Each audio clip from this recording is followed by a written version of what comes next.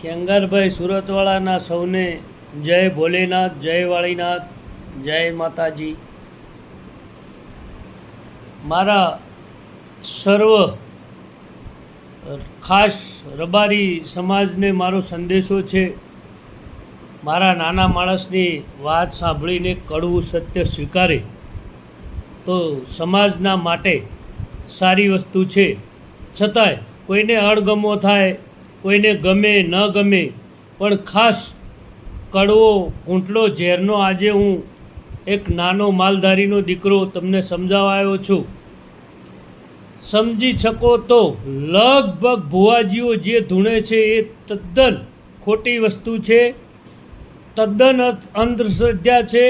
તદ્દન જે શ્રદ્ધાળુ અને વિશ્વાસુ છે એમને માતાજીનો ડર બતાવી અને ખોટી વાત ઉપસાવી કાઢી અને એનો દુરુપયોગ કરીને આપણા સમાજનું આર્થિક શોષણ થઈ રહ્યું છે. આર્થિક શોષણ તો ઠીક છે, સમયનું પણ શોષણ થઈ રહ્યું છે.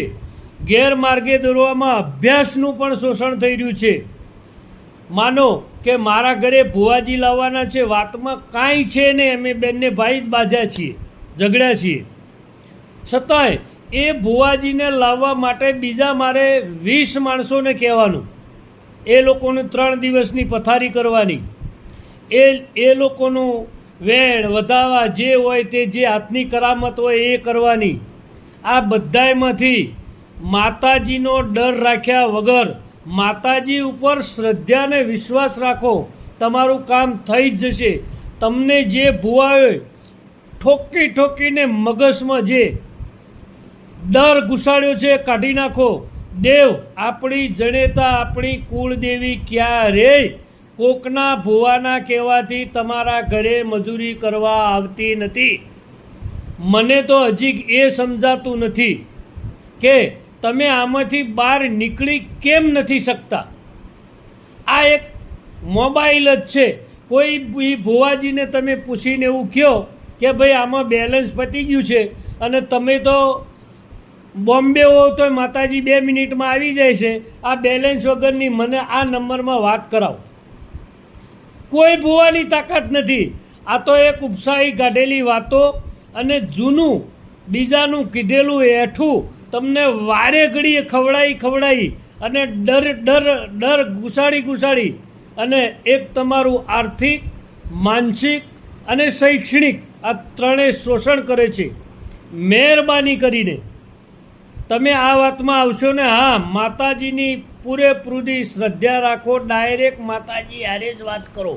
તમારો જે વિશ્વાસ છે માતાજી આગળ મૂકી દો અને માતાજી તમારું 100% કામ કરશે. આ ભુવાની વાતમાં આવી કોઈ બેન દીકરીનું પિયર બંધ ન કરાવો. કોઈ બંને ભાઈના અપૈયા લઈને અને આખી જિંદગી એરાય 15-20 વર્ષ સુધી એક કુટુંબમાં બે એક નથી થતા. તો આ ભાઈ એક ઉદરમાં જન્મ્યો, એને પેલો સામાન્ય 3 પૈસાનું ભૂ, હું તો એવું કહું છું કે 3 પૈસાનું ટટ્ટું તમને એમ કે તમારા ભાઈથી તમે અપૈયો રાખો. મારી વાત પતાવ્યા વગર તમારા ભાઈને આ વાત ન કરતા, મારી વસ્તુ બન્યા વગર, મારા દેવને વળાયા વગર તમે તમારા ભાઈને ન બોલાવતા. આ ક્યાં સુધી તમે આવી અંધશ્રદ્ધામાં આટલો ભણેલો ગણેલો વર્ગ, અત્યારે આપણે આધુનિક જમાનામાં જઈ રહ્યા છીએ. આધુનિકતા, આપણા વિદ્યાર્થીઓ છોકરાઓ કેટલું ભણે છે, ક્યાં આઈપીએસ બન્યા, કોઈ આઈએસ બન્યા, કોઈ પીઆઈ બન્યા, કોઈ મામલતદાર બન્યા, કોઈ કલેક્ટર બન્યા, કોઈ જીએસટીના સાહેબો બન્યા. એ લોકોને પણ ગેરમાર્ગે દોરાયા વગર તમે જાતે જેટલું અનુભવ્યું છે ને એટલું જ સાચું માની અને મારાથી કાંઈ વધારે બોલાણું હોય તોય તમે આ રહ્યું મારું નહીં સ્વીકારો ત્યાં સુધી, આજ નહીં તો કાલે તમને પસ્તાવાનો વારો આવશે. હા, દેવી દેવતાઓને માનવાના એ આપણી સંસ્કૃતિમાં જોડાણેલા છે. આપણા વડવાઓએ એને પૂજ્યા છે. આપણા વડવાઓએ આપણા ગુરુની પૂજા કરી છે, આપણે કરવાની છે.